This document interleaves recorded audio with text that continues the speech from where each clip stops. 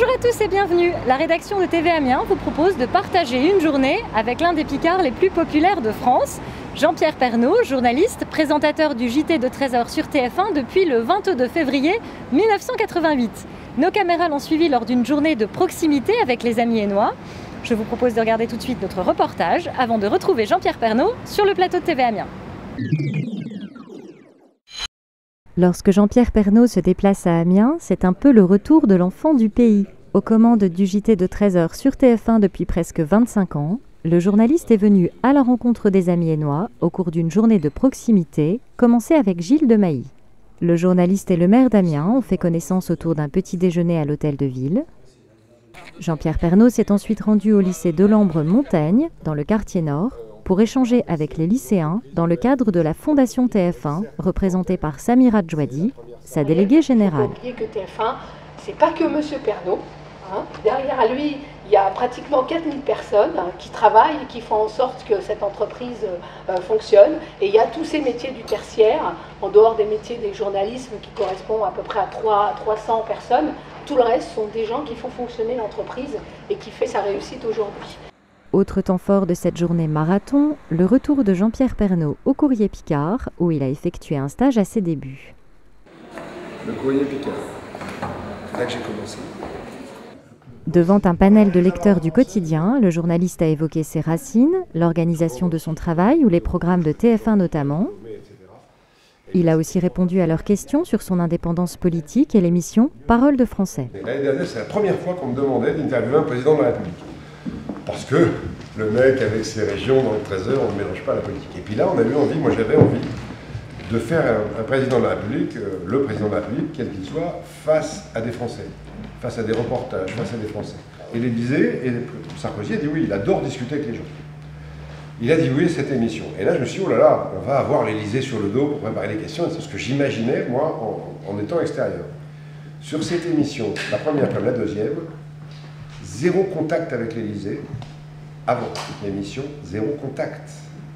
Ni téléphonique, ni direct, ni indirect. Zéro question posée, parce que le but du jeu, c'était de dire à des gens, vous venez, vous dites ce que vous voulez. Préparez une question et allez-y. Et quand on l'interroge sur sa longévité à TF1, sa réponse est simple. Moi, j'essaie de rester normal, quoi. À partir du moment où voilà, j'essaie de ne pas me prendre la tête, pas me prendre le chou, je fais mon travail le plus sérieusement possible. On se remet en cause tous les jours, sans jamais avoir d'objectif, sans se dire je serai encore là dans 15 ans. Non, je suis toujours là jusqu'à demain. L'entretien s'est achevé avec une séance de dédicaces et de photos, puis Jean-Pierre Pernaut s'est rendu dans les studios de France Bleu Picardie pour le grand direct de Christelle Rouchon. Bonsoir Christelle. Matinée très riche, hein? Oui, Jean-Pierre Pernaut, moi je m'attendais à avoir quelqu'un d'assez pressé, vu l'emploi du temps, vous l'avez signalé Christelle, Jean-Pierre Pernaut, pas du tout, il arrive très souriant, très détendu, c'est peut-être le soleil, c'est peut-être parce que vous jouiez à domicile aujourd'hui, Jean-Pierre Pernaut, en tout cas c'est très agréable. Autre chose, petite chose très agréable, Jean-Pierre Pernaut, il est très ponctuel, il arrive à l'heure, et ça aussi, ça fait plaisir quand on doit suivre comme ça. Et ça fait 24 ans que j'arrive à l'heure, tous les jours à 13h. C'est ce que j'allais vous dire, ça doit vous aider le 13h pour être à l'aise avec la pendule. Parmi les auditeurs invités à s'exprimer ce jour-là, des amis d'enfance du journaliste et quelques souvenirs du scoutisme à la clé. C'est des souvenirs extraordinaires parce qu'on a découvert plein de choses ensemble à 13, 14, 15 ans avec un chef qui était Gérard et qui était plus âgé et qui nous encadrait heureusement. Oui, ça va, j'ai 3 ans de plus que toi, je suis pas si vieux, je suis pas encore sénile. C'est beaucoup quand même. Jean-Pierre Pernaut a terminé sa visite par le cinéma Gaumont avec la projection en avant-première de Victor Sauvage, un film avec Jean-Luc Reichmann réalisé par Alain Chocard pour TF1. Devant un parterre d'invités, il a rappelé son attachement profond à la région et sa fierté d'être Picard.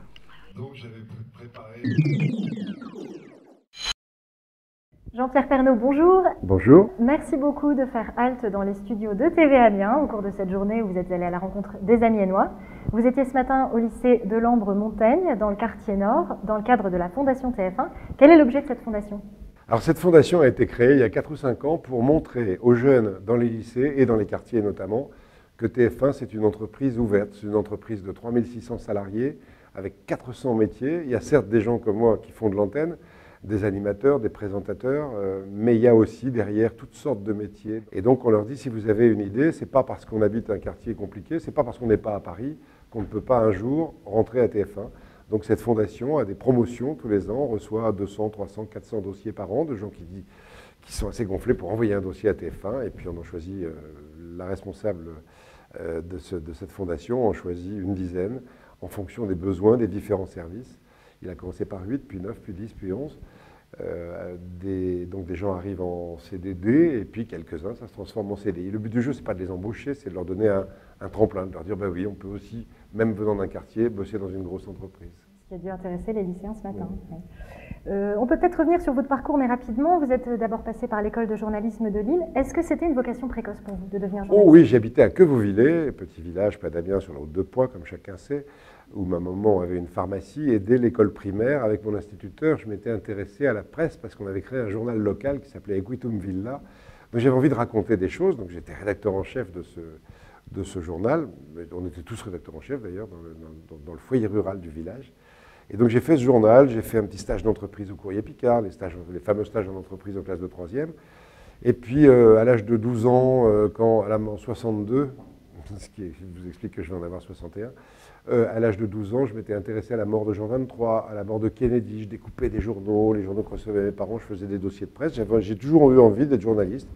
Et puis après, école de journalisme de Lille, et la cité scolaire à Amiens, école de journalisme à Lille, et puis un stage au Courrier Picard. Et par hasard, je suis rentré un jour pour visiter le studio de l'ORTF Amiens-Picardie à l'époque, de la station régionale.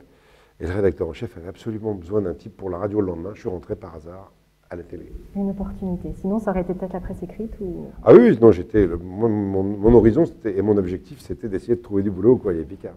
Très bien. Avec TF1, lorsque vous succédez à Yves Mourouzi au journal, vous faites le pari de la proximité.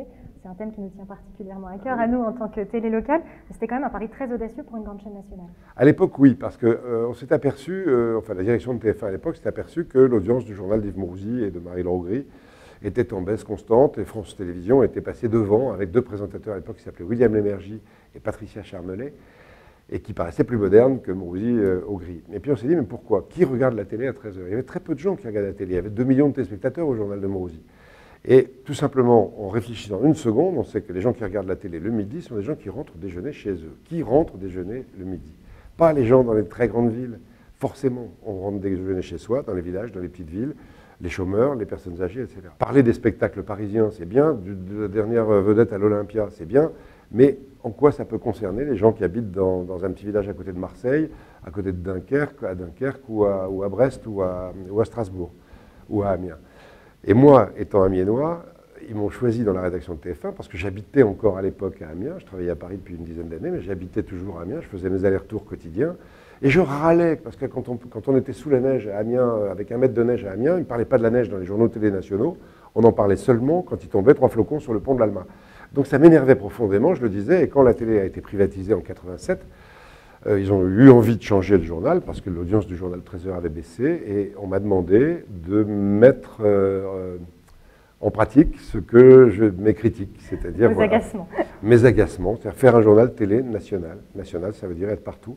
Et là, on s'est basé sur une idée toute simple aussi, un partenariat avec quelques grands titres de la presse quotidienne régionale, notamment à partir de Lille avec La Voix du Nord, avec Ouest France, avec Nice Matin, l'Alsace, plein de grands journaux, pour voilà, un partenariat. La télé n'était plus l'ennemi de la presse écrite, c'était un moyen pour eux de diversification, et nous, une présence évidente en région. Aujourd'hui, on a 19 bureaux et 150 journalistes dans les régions françaises. Et on a été les premiers à créer ça. Les télés nationales, curieusement, n'avaient pas de correspondants en région. Donc ça a été une idée. Et puis à partir de là, une forme de journal télévisé un peu différente des autres. Absolument. Aujourd'hui, votre journal est le plus regardé en Europe, on peut le dire, et bat régulièrement des records d'audience. Qu'est-ce que vous répondez à certains détracteurs qui vous disent que vous négligez l'actualité internationale, parfois au profit de sujets plus terroirs, allons-y? Oui, je leur dis rien. Je leur dis rien parce que les gens qui disent ça sont des gens qui ne regardent pas le journal, parce que c'est faux. Le journal de 13h a toujours été en pointe sur l'actualité internationale. Autant on sait être un journal de proximité, mais la proximité, c'est ce qui nous concerne. Ce qui nous concerne, aujourd'hui, on est concerné par les événements en Libye, par exemple. On a été concerné par les événements au Japon, tellement le drame a été épouvantable pour les Japonais. Mais la peur du nucléaire, derrière la centrale, etc., on a fait 15 jours d'édition spéciale au journal de 13h. Donc, aux gens qui critiquent l'absence d'international sur le 13h, je leur dis tout simplement de le regarder, parce que c'est une critique qui ne veut rien dire. Vous êtes né à Amiens, vous le disiez, vous avez grandi à Quevilliers. Personne n'ignore ici ni ailleurs votre attachement à la région. Est-ce que votre vie parisienne et l'univers impitoyable de la télé, ça a encore renforcé cet attachement à vos racines? Oh non, non. L'attachement pour la Picardie, pour la Somme, pour Amiens, vient de ma famille. Je suis né là, j'ai des racines, je suis fier de mes racines, je suis fier de me raccrocher à ces racines, comme tout le monde, on aime ses racines. Et plus on parle en ce moment de diversité, par exemple, plus des gens sont attachés à leurs racines. Moi, je suis attaché aux miennes et je suis fier d'être attaché à ces racines-là. Donc la Picardie, pour moi, c'est tout. Ce sont mes parents, mes grands-parents, mais ce que mes parents m'ont raconté de la vie à Bouvin-Court-sur-Brel, de mes grands-parents qui étaient instituteurs, de mon arrière-grand-père qui a créé une usine de machines-outils à Albert, de moi qui suis né à Amiens, de ma mère avec sa pharmacie, de son attachement à ses clients, etc. Donc c'est des copains, ce sont des amis, c'est des amis de lycée, ce sont des amis qui sont restés amis depuis 40 ans. Et voilà, puis c'est ma famille qui est toujours là, ma mère, mon frère, ma fille, voilà, tout le monde est là. Donc c'est, voilà, Amiens, c'est mes racines. Quand j'arrive, alors vous savez, sur l'autoroute, on ouvre la fenêtre pour payer au péage, ça sent bon, ça sent l'herbe. Et à Paris, on a oublié ça. Vous bénéficiez d'une très bonne cote de sympathie auprès des Amiénois. Vous avez pu la mesurer aujourd'hui. C'est toujours un plaisir comme ça d'être en contact avec les gens? Oui, non, mais c'est marrant parce que cette cote de popularité, comme on dit, elle existe partout. Partout, parce que c'est vrai en débarquant tous les jours chez les gens à 13 h et puis en étant attaché à faire un journal qui va les intéresser. Je ne travaille pas pour moi, je ne travaille pas pour des journalistes, on ne travaille pas dans une bulle, on travaille pour eux, donc pour évoquer les problèmes internationaux quand ils nous concernent, pour évoquer les problèmes politiques quand ils nous concernent. On va suivre attentivement la campagne électorale en 2012. Ça va sans doute être passionnant pour un journaliste. Mais c'est vrai, des reportages de terrain, des reportages sur les préoccupations des gens, sur les difficultés, sur le développement des régions aussi, sur le problème de l'artisanat, etc. Donc ça, c'est toute la partie, toute l'actualité. Je dis toujours que quand on parle de l'augmentation du minimum vieillesse, dans certains médias, on fait venir le ministre pour l'annoncer. Moi, je vais voir des personnes âgées pour leur demander ce que ça représente. Bon, là, je crois qu'ils vont gagner 4 € de plus par mois. Je préfère faire ça. Voilà. Et puis après, il y a une partie magazine du journal. Ce qui me vaut les critiques, c'est la partie magazine du journal où on parle des richesses, du patrimoine des régions, des cultures régionales auxquelles les Français sont si attachés. Quel regard portez-vous sur la télévision aujourd'hui ? Un regard intéressé, parce que la télévision en France, je pense qu'elle est restée dans un carcan étatique pendant très longtemps, avec très peu de chaînes. C'était l'État qui contrôlait l'audiovisuel, comme dans quelques pays peu fréquentables aujourd'hui. Voilà, la France, pendant très longtemps, a été en retard. On avait 30 ans de retard sur la Belgique en matière de télé câblée, etc. La privatisation des chaînes de télé en 1987, par François Mitterrand à l'époque, qui était président de la République, a amené un souffle pas de liberté, mais d'indépendance, notamment sur l'information, avec des chaînes privées, des chaînes publiques. Ça a ouvert aussi les chaînes publiques, parce que la concurrence est réelle avec les chaînes privées, donc en matière d'information, ça a libéré tout le monde. Donc c'est formidable. Là, il y a l'arrivée de la TNT depuis quelques années, depuis quelques mois en Picardie, dans toute la France maintenant. On a 22 chaînes gratuites sur la TNT, plus la création de télé locales comme la vôtre, qui intéresse de plus en plus de gens. Et ça se comprend, parce qu'on cherche à avoir des infos qui nous concernent, qu'on aime, sur voilà, qu'est-ce qu'on peut faire ce soir, etc. D'où le succès de la presse quotidienne régionale par rapport à la presse nationale, qui a les pires des difficultés. Donc voilà, donc je trouve qu'on est dans un univers audiovisuel qui se développe, malheureusement qui coûte cher. Donc ça coûte cher, une télévision, ça coûte cher, parce qu'il faut de l'image, il faut des caméras, du matériel, du son, des techniciens, des gens pointus pour faire fonctionner une télé. Mais ça vient, et bon. Et malgré cette concurrence, là où on est fier, c'est qu'au journal de 13 h, on a maintenu une part d'audience de 50% à peu près. Et donc il y a un réel attachement des gens à ce journal national, international, mais basé sur des infos concernant les gens. Il y a un moment fort de votre carrière dont vous voudriez partager le souvenir avec nous? Il y en a tellement. Quand on a la chance de présenter un journal comme celui-là, un journal de 13 h, c'est 300 personnes à peu près, entre 200 et 300 personnes. C'est une équipe formidable avec des correspondants, avec des gens aujourd'hui sur des conflits comme la Libye, avec des gens du côté de Benghazi avec les rebelles, à Tripoli avec l'armée libyenne. On a des problèmes en Côte d'Ivoire avec des gens du côté de la zone contrôlée par Gbagbo, avec une autre équipe qui est du côté de l'armée française. Bon, des problèmes de sécurité. Tout est passionnant, c'est passionnant à gérer tout ça, à travailler avec ces équipes. On est aussi en contact avec des correspondants qui sont dans des situations, dans des inondations, dans des catastrophes, dans de la neige, dans des problèmes de vie quotidienne lourds. Donc on est au sein de ce monde qui vit, qui vibre, etc. Des souvenirs, il y en a à l'appel. L'un de mes premiers journaux spéciaux, c'était justement pour le mec qui ne s'intéresse pas à l'international, c'était le seul journal spécial consacré à la chute du mur de Berlin, tout simplement. Sur TF1, on en a fait un journal de 45 minutes entièrement consacré à ça. Bien évidemment, sur France Télévisions, à la même heure, ils en ont parlé pendant 3 minutes. Mais bon, il m'a semblé que c'était un événement historique important. Et puis, il y a des événements comme ça. Il y a le mur de Berlin, vivre ça de l'intérieur en tant que journaliste, c'est formidable. Il y a eu Tchernobyl. J'ai été le premier journaliste occidental à faire une émission spéciale depuis Tchernobyl. Mais il y a eu aussi les inondations à Nîmes. Je n'ai pas été personnellement sur les inondations de la Somme il y a 10 ans. Mais à Nîmes, on avait fait des éditions spéciales, c'était épouvantable. Donc c'est tout ce qui peut se passer dans le monde, ce qui peut à un moment vous marquer, c'est ces avions qui tapent des tours à New York, et on se dit mais qu'est-ce qui se passe? Et de découvrir l'énormité de l'attentat au fil de l'après-midi à l'antenne, c'est la guerre du Golfe, je suis resté 9 heures à l'antenne d'affilée, où on faisait ce qu'on pouvait. À l'époque, il n'y avait pas le téléphone portable, il venait juste après. Voilà, donc c'est... Des souvenirs, il y en a plein. Il y a des souvenirs de frissons aussi en voyant des belles images. Quand vous avez un caméraman passionné qui vous ramène des images extraordinaires de, je sais pas, de la transhumance, des moutons, des vaches, de je sais pas quoi en montagne, et qu'il y a des images fabuleuses avec des gens passionnés qui vous donnent envie de pleurer en regardant l'image. C'est extraordinaire de voir tout ça et de partager ça avec les téléspectateurs. Ça, c'est... Il y a l'actualité, puis il y a la vie. Oui, bien sûr. Il y a une vie en dehors de la télé, quand même, heureusement. Quelles sont vos passions, vos centres d'intérêt pour finir? Moi, j'en ai plein. Ma famille, d'abord, avec mes enfants. J'ai 2 petits-enfants et je m'en occupe comme je peux. Et puis, un jardin. J'adore jardiner. J'adore toujours... j'ai appris ça à Quevauvillers avec mon frère aîné qui adorait le jardinage. Et moi aussi, du coup. Et puis, mon jardin, mes rosiers, mes gazons, mes herbes, mes mauvaises herbes. Et puis, voilà, c'est le jardinage. Et puis... l'autre passion, c'est le sport automobile. Quand j'étais jeune, je courais, je faisais du hockey sur gazon à Amiens. Oui, avec Amiens, vous avez été... 3 fois champion de France. Merci madame, je n'ai pas changé. Bravo. Et j'étais ailier gauche et je courais vite à l'époque. Et puis maintenant, c'est le sport automobile.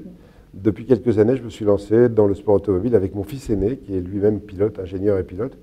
Et on s'est lancé dans plusieurs compétitions, notamment le trophée Andros de course sur glace, où on court d'ailleurs sous les couleurs de l'ASA Picardie. D'accord, oui, c'est technique. Hein.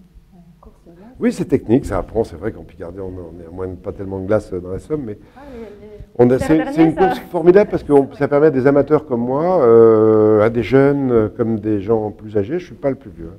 Il y en a d'autres, de rouler avec d'immenses professionnels comme Prost, Jacques Villeneuve, Harry Vatanen, Romain Grosjean, Olivier Panis. Et donc il y a une compétition avec une 40aine de pilotes et j'y participe depuis 5 ans avec mon fils. Donc c'est à nous. Et puis l'été, on fait quelques courses sur des circuits plus classiques. C'est bien, très bien. Bah, écoutez, merci beaucoup d'avoir partagé ce bon moment avec nous, Jean-Pierre Pernaut. Mais merci, et j'espère que vous avez plein de gens qui vous écoutent et qu'il y en aura de plus en plus. Bah, c'est très gentil, oui, on va tout faire pour ça. Au revoir, Jean-Pierre. Au revoir. Cette émission est maintenant terminée. Merci encore à Jean-Pierre Pernaut pour sa disponibilité et pour nous avoir amené le soleil par la même occasion. Vous le retrouvez tous les jours au JT de 13h sur TF1. Quant à nous, on reste ici sur TV Amiens. À très bientôt.